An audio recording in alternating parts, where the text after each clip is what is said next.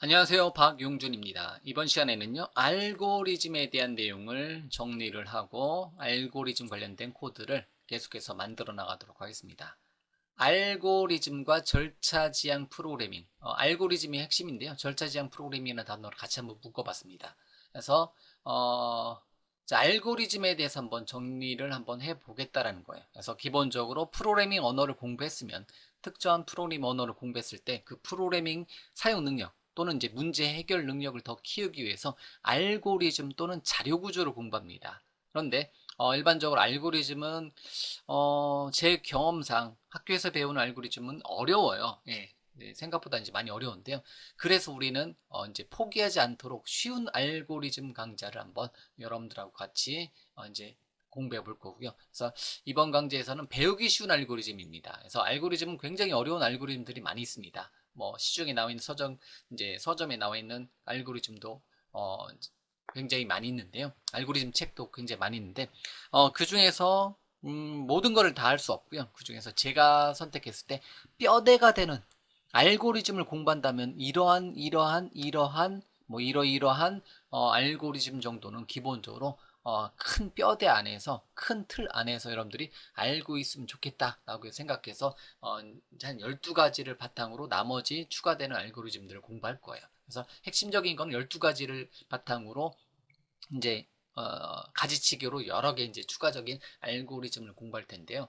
어쨌든 배우기 쉬운 알고리즘을 몇 가지 소개할 거고요. 이제 개수는 12가지를 기본으로 이제 더 확장을 해 나가시면 돼요.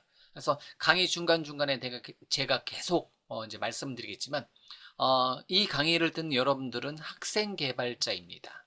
또는 취업을 목적으로 하는 학생 개발자라고 제가 표현을 하는데요. 예를 들면 이제 현업 개발자 또는 학생 개발자 중에서 학생 개발자로 표현을 하도록 하겠습니다. 학생 개발자 입장에서는 막연합니다. 어떻게 보면 알고리즘 과목은. 왜? 회사마다 서로 다른 알고리즘, 쉬운 알고리즘 또는 어려운 알고리즘이 이제 존재한다라는 거죠. 하지만 우리가 제가 목표로 잡는 거는 학생 알고리즘, 이제 학생 개발자면 적어도 이 정도는 알고 추가적으로 추후 만약에 국내 자격증 중에서 정보 처리, 기능사, 산업기사, 기사, 특히 기사까지 정도의 알고리즘 이제 정보 처리 기사에 나올 만한 알고리즘 정도는 알고 있으시면 여러분들이 이제 살아가는데 큰 문제는 없겠구나 이렇게 이제 범위를 기초적인 내용에서 한 개를 일단 잡아놓고요. 그 다음은 여러분들이 스스로 이제 학습해서 더 많은 내용들을 뭐 익혀 나가는 것을 권장한다라는 거죠. 자, 어쨌든 기본은 배우기 쉬운 알고리즘으로 해서 알고리즘 이런 거구나. 내가 프로그래밍의 알고리즘에 내가 소질이 있다 없다를 한번 이제 먼저 한번 판단을 해보시는 것도 좋습니다. 자, 어쨌든 지금까지 배운 프로그래밍 언어. 그래서 프로그래밍 언어, 이제 알고리즘 파트는 프로그래밍 언어에 어떻게 보면 제약이 없어요. C, C++, C#, 자바, 자바스크립트, 파이썬, 코틀린, 고 언어와 같은 여러 가지 언어를 사용하지만 문법이 이제 문법, 이제 신텍스가 다를 뿐이지 실제 알고리즘 파트는 즉 표현하는 능력 파트는 우리가 이제 의사 코드라고 하는데요. 슈도 코드라고 하는데요. 의사 코드로 그냥 우리가 어떤 모양 같은 경우는 바뀌지 않습니다. 그렇기 때문에 한번 배워놓은 알고리즘은 다른 언어, 또 다른 언어를 공부했을 때도 그대로 적용이 가능하다라고 보시면 됩니다. 자, 그다음 어쨌든 프로그래밍 언어의 기능으로 특정 문제를 해결하는 코드를 작성하는 기법을 배우는 게 알고리즘입니다. 그래서 특정 문제를 해결하는 방법. 그래서 제가 여기다 써놨는데요. 예, 일단 요 밑에 잠깐 보면요. 알고리즘은 제가 알고리즘이란 단어를 한 줄로 정의하는 거는 요 내용이에요. 이 내용이에요. 알고리즘은 문제 해결 능력이다. 문제를 해결할 수 있는 능력을 키우는 게 알고리즘을 공부하는 이제 첫 번째 목표라는 거죠. 목적이라는 거죠. 그래서 어쨌든 다시 이쪽으로 돌아서 알고리즘을 바탕으로 입력, 인풋, 프로세스, 아웃풋. 제가 프로그래밍 언어 강의할 때 제일 많이 쓰는 단어 중에 하나죠. 그래서 처음에 기초적인 단계, 입력, 처리, 출력 단계는 절차 지향 프로그래밍 파트에서 사용되는 게 입력, 처리, 출력이다라고 보시면 됩니다. 자, 어쨌든 알고리즘으로 바탕으로 입력, 처리, 출력 단계로 진행되는 프로그래밍 언어의 절차 지향 프로그래밍 기법을 정리한다는 거죠. 그래서 일반적으로 우리가 제가 크게 세 가지 단어를 써요. 첫 번째, 프로그래밍 언어를 공부하고 나서 처음에 공부할 때는 절차 지향 프로그래밍 기법으로 입력된 데이터를 가지고 어떤 걸 처리하고 어떤 걸 화면에 출력하자. 이렇게 입력, 처리, 출력. 이런 파트로 강의가 진행되는 파트가 절차 지향 프로그래밍 언어 파트고요. 그 다음에 C 언어는 아니겠지만 C++, C#, 자바와 같은 객체 지향 프로그래밍 언어 기법이 하나가 있고요.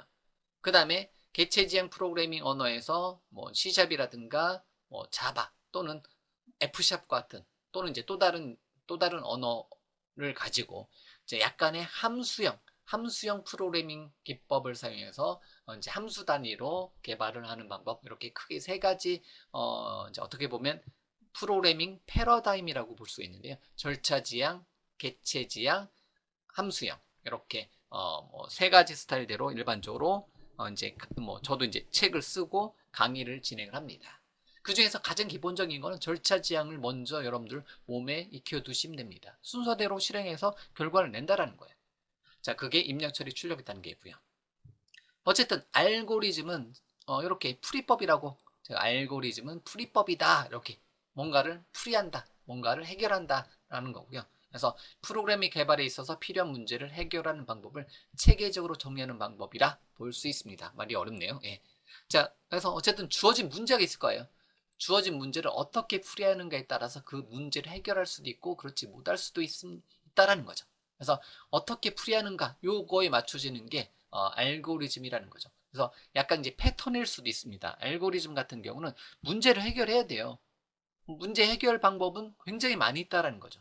뭐 수학적으로 해결해도 되고 아니면 이제 단순 반복으로 해결을 해도 되고요. 등등등 굉장히 많은 방법이 있는데요. 이제 그런 문제 해결을 좀 더 이제 문제 해결에 대한 공부를 하는 거죠. 아, 요럴 때는 요런 걸 쓰면 구해지더라. 요럴 때는 이러한 코드를 사용하면 좀 더 쉽고 빠르게 구해지더라. 그런 거를 배우는 게 알고리즘이라는 거죠. 그래서 알고리즘은 굉장히 중요한 자리를 차지하고 있다고 제가 이렇게 코멘트를 달았는데요.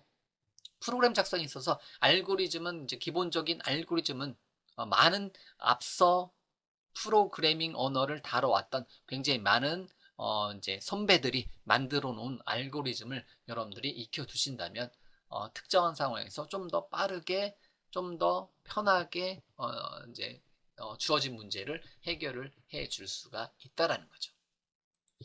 자, 그러면 자, 프로그램의 가장 작은 단위를 제가 얘기할 때 일반적 함수의 모양이 요겁니다. 그래서 함수는 입력, 인풋 프로세스, 아웃풋의 단계라는 거죠. 그래서 이게 일반적으로 함수 메서드로 표현이 되잖아요. 프로그래밍 언어에서는. 어쨌든 프로그램의 가장 작은 단위는 입력된 데이터를 가지고 어떤 처리를 한 다음에 그거에 대한 어떤 결과를 이제 우리가 받아내는 거고요. 이러한 단계를 거쳐서 어, 이제 처리가 되는데, 그 중에서 이 처리 부분을 이제 뭐라고 한다? 아, 요거를 알고리즘이다라고 보시면, 이제 알고리즘의 단계로 보면 된다는 거죠. 예, 처리를. 그래서 입력, 처리, 출력을 단계에서 이 처리 부분을 알고리즘이다라고 보시면 된다는 거죠. 자, 그리고 이제 입력 부분은 이제 인풋 프로세스 아웃풋인데, 입력 부분은 자료 구조 파트예요. 자료 구조 파트. 그래서 데이터 스트럭처 파트고요. 데이터 같은 경우는 변수, 배열, 구조체, 뭐 이제 C# 같은 언어는 뭐 클래스 또는 이제 어떤 컬렉션 타입 또는 파일에다 데이터를 넣어놓고 읽어오는 형태, 뭐 데이터베이스에다 넣어놓고 읽어오는 형태. 어쨌든 자료 구조 타입이에요. 입력된 데이터는 그냥 우리는 단순하게 공부할 때는 인메모리로 그냥 이제 배열을 사용해서 또는 구조체 배열을 사용해서 그냥 또는 이제 컬렉션 클래스를 사용해서 언어마다 좀 틀리겠죠, 이거는. 그래서 인메모리에다가 그냥 코드에다가 그냥 어떤 데이터를 넣어놓고요.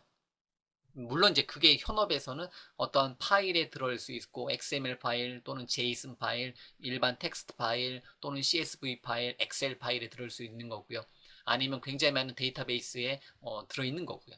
이렇게 있는데 그런 데이터를 나중에 여러분들이 현업 프로그래밍 할 때 이런 걸 작성하겠지만 지금은 뭐 배열이라든가 컬렉션에다가 담아놓고 이제 사용을 한다는 거죠. 어쨌든 입력 부분은 자료 구조 파트가 담당하는 거고요. 출력 부분은 UI가 담당하는 영역입니다. 즉 지금은 알고리즘 강의할 때는 그냥 어떻게 보면 재미없을 수도 있겠지만 콘솔에서 합니다. 터미널에서 한다는 거죠. 그냥 우리가 흔히 말하는 도스창에서 우리가 공부를 한다는 거죠. 하지만 나중에 이제 이 출력 영역은 나중에 뭐 데스크탑 애플리케이션이라든가 웹 애플리케이션이라든가 모바일 또는 서비스 애플리케이션 등등등의 영역으로 나눠서 이제 어떤 이제 가공된 데이터가 출력이 된다는 거죠. 각각의 영역에 맞게, 웹 화면에 맞게, 뭐 모바일 화면에 맞게, 데스크탑 화면에 맞게. 하지만 우리는 최소한의 코드로 최대의 학습 효과를 내기 위해서 이제 모든 거를 다 타이핑 레벨로 할 수 있는 콘솔에서 우리가 거의 다 이제 공부를 하고 있는 거고요. 프로그래밍 언어는 재미없을 수도 있겠지만 화려한 게 아니라 이 콘솔에서 연습을 하는 게 가장 좋습니다. 참고적으로요. 자, 그 다음에 중요한 건 프로세스 파트. 여기가 바로 알고리즘 처리 영역입니다. 여기에 어떠한 알고리즘 코드를 거치고 나면 어떤 문제가 해결이 되더라. 그 알고리즘 코드를 우리가 학습을 익혀두는 거예요. 그리고 굉장히 많은 알고리즘을 익혀두다 보면 그 알고리즘 코드를 가지고 뭐가 가능하냐면 조합이 가능하고요. 그 다음에 이제 운이 좋으면, 운이 좋으면 새로운 여러분들만의 특정한 문제를 해결해낼 알고리즘을 만들어낼 수가 있다는 겁니다. 어쨌든 우리는 이미 굉장히 많은 책에서 제시해주는 지금까지 프로그래밍 공학, 이제 그 컴퓨터 공학이 발달하면서 만들어진 굉장히 많은 알고리즘들이 있어요. 그런 알고리즘을 일단 먼저 선학습하고 나서 여러분들이 적용을 한번 해 보시는 겁니다. 그러고 나서 여러분들만의 알고리즘을 만들어내는 거고요. 알고리즘이 뭔가 이제 대단한 게 아닙니다. 그냥 어떤 문제를 해결했으면 그게 여러분들만의 알고리즘이라는 거죠. 그런 것을 한번 계속해서 정리를 해 본다는 거죠. 자, 그리고 이제 알고리즘 공부할 때 제가 프로그래밍 언어 파트에서는 순서도를 제가 언급하지 않습니다. 다만 그 국내 자격증에서 정보처리 기능사, 정보처리 산업기사, 정보처리 기사 관련된 거 얘기할 때만 플로우 차트, 순서도를 얘기를 합니다. 아쉽지만 저는 그냥 모르겠어요. 다른 사람은 어떻게 할지 모르겠지만 현업 프로그램 작성할 때 이제 그 알고리즘을 표현할 때 어떤 이제 순서도로 표현을 하지 않습니다. 90년대인가요? 90년대 초반에는 서점에 가면요. 순서도 관련된 책만 서점의 한쪽 벽을 차지했었어요. 그만큼 순서도에 대한 순서도가 뭐 이제에 대한 그 책도 많고 강의도 많았다라는 거죠. 근데 지금 제 주변에 10년, 20년 넘게 프로그래밍을 해 오셨던 분들 중에서 순서도를 그려서 하시는 분들은 아무도 없더라고요.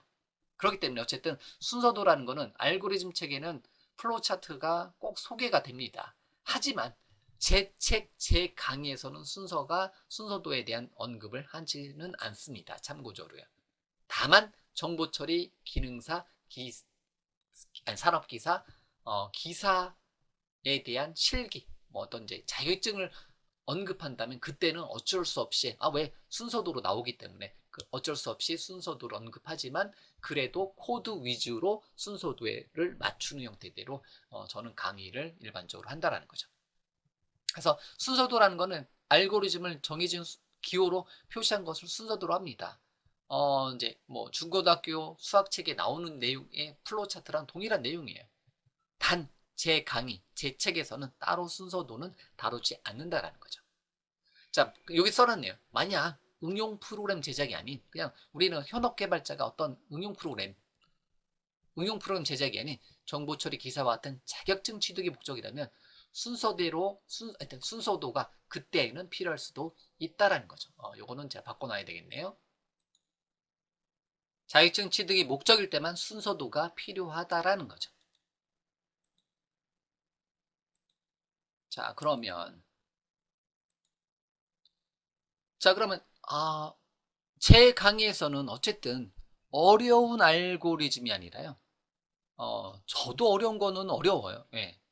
뭐, 그 대학교, 예를 들면 이제 대학교, 뭐 또는 이제 고등학교에서 만약에 알고리즘을 강의하는 과정이다면, 뭐 이제 학교 선생님들이라든가 대학교 교수님들 같은 경우는 이제 몇 가지 알고리즘에 대해서 선택을 해서 그거를 강의를 한다는 거죠.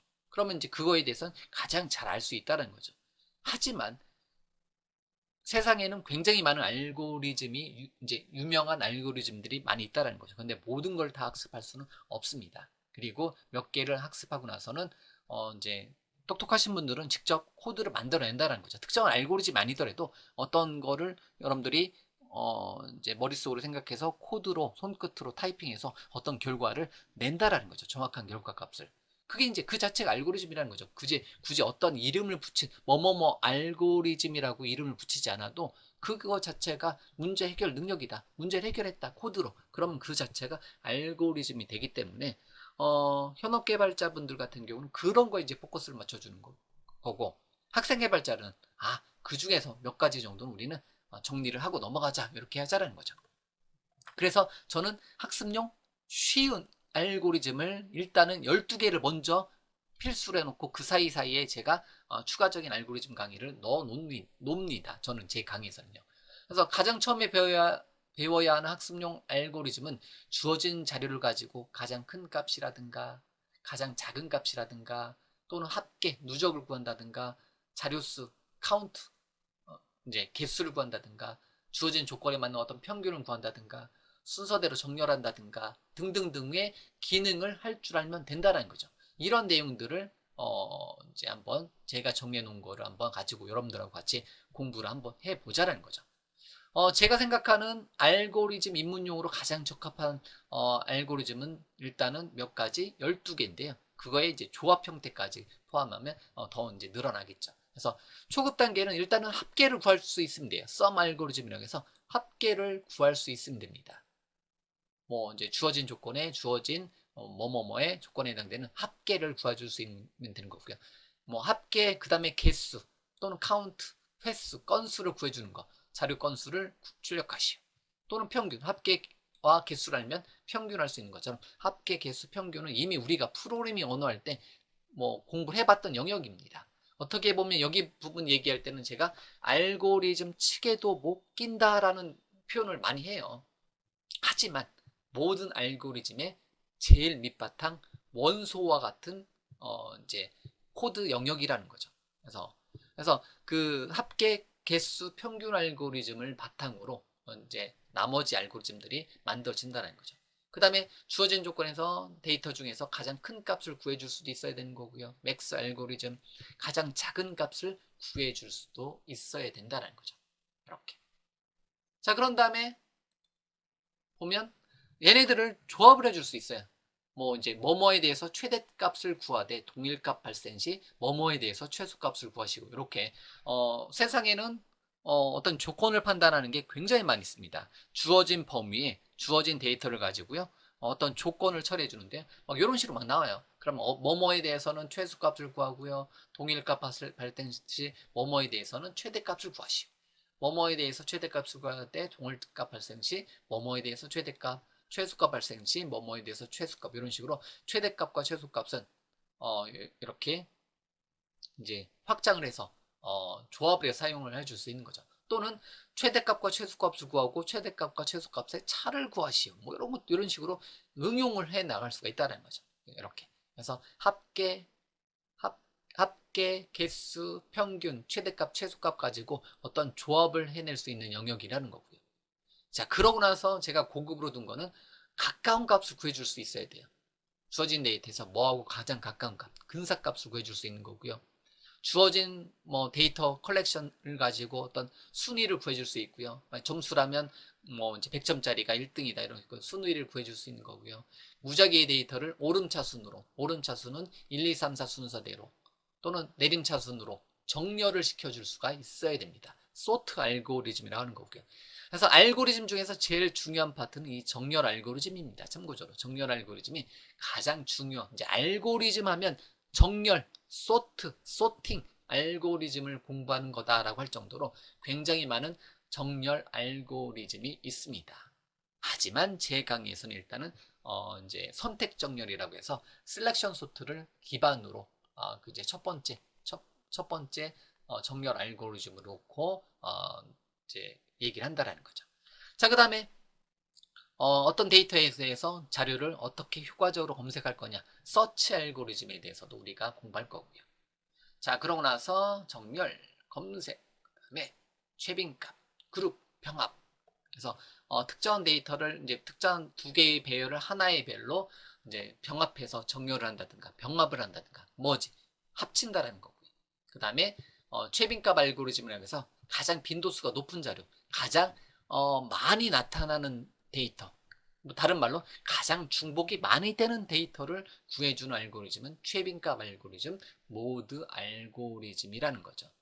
그 다음에 이제 그룹 알고리즘은 조금 복잡해요. 일단은 이제 가장 이제 복잡한데요. 그래서 이거는 그룹 알고리즘까지 넣어놓은 거는 전체 흐름상 그룹 알고리즘까지는 넣어놓으면 여러분들이 요건 좀 어렵다고 하더라도 일단 이제 처음에 공부할 때 많이 어려워하더라고요.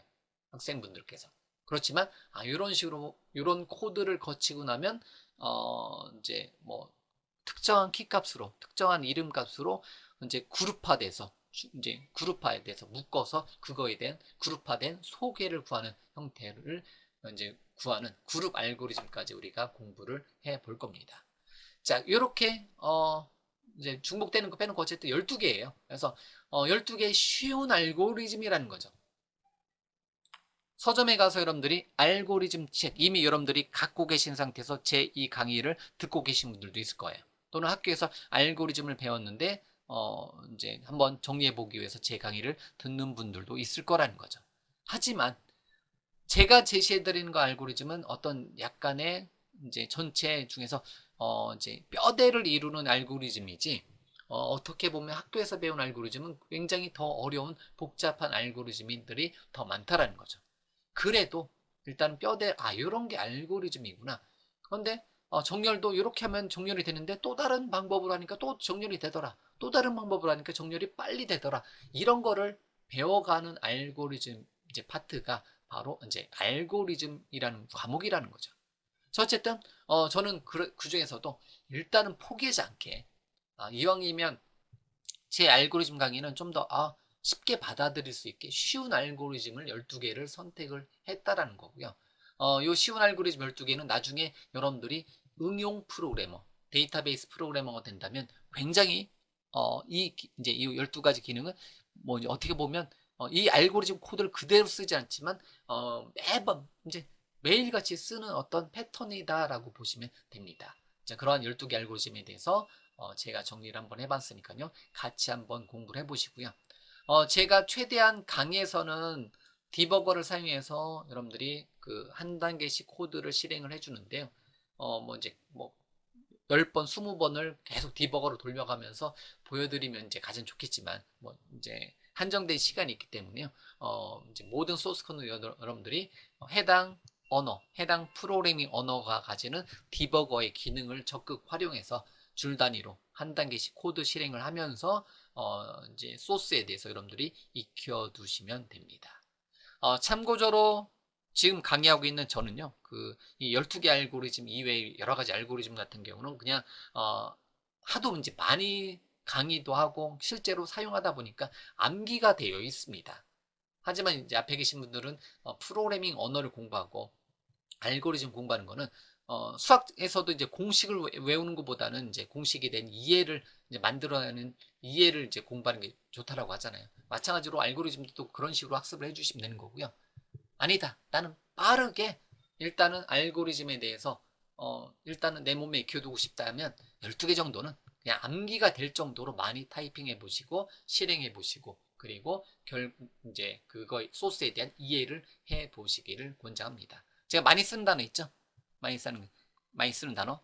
알고리즘은 타이핑 및 결과 확인 그리고 내용을 이해하려고 노력하시라. 요 세 개 단계를 꼭 거치시면 돼요. 그래서 타이핑 및 결과 확인. 타이핑했는데 이렇게 타이핑하니까 이렇게 결과가 나오네.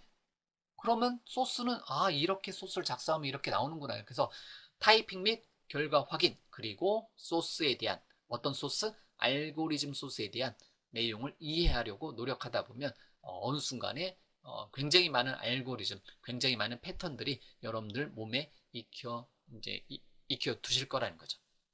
자, 그러면 어쨌든 알고리즘에 대한 내용은 여기까지 일단 정리를 하고요. 학습용 쉬운 알고리즘 12개를 같이 공부를 해볼 거고요. 알고리즘은 여러분들이 어떻게 보면 프로그래밍 언어의 절차지향 프로그래밍 파트, 함수 또는 순서대로 입력, 처리, 출력 형태의 절차지향 프로그래밍 기법을 정리하는 차원에서는 이 알고리즘 강의가 굉장히 도움이 됩니다. 자, 어쨌든 알고리즘 문제 해결 능력, 풀이법에 대해서 앞으로 우리가 계속해서 공부를 이제부터 해 나가도록 하겠습니다. 굉장히 어렵지만요. 여러분들이 쉬운 알고리즘이니까요. 꼭 여러분들의 능력으로 해결을 한번 하도록. 저만 타이핑하는 게 아니라요. 저도 최대한 이제 저는 그 강의할 때 소스가 다 완성이 돼 있어서 소스를 가져다가 붙여넣기 하고 이미 타이핑된 소스로 보여드리지 않습니다. 이제 프로젝트 만드는 것부터 해서 소스 만들고 실행하는 모든 단계를 대부분 뭐 특별한 경우 아니면 대부분 그렇게 이제 여러분들하고 같이 한다라고 생각하고 강의를 진행하니까요. 여러분들도 귀찮다고 생각하지 마시고 그 눈으로만 보지 마시고 반드시 타이핑 및 결과 확인 그리고 내용을 이해하려고 노력을 꼭 해보시기 바라겠습니다. 자, 그러면 알고리즘 강의 지금부터 시작을 하도록 하겠습니다.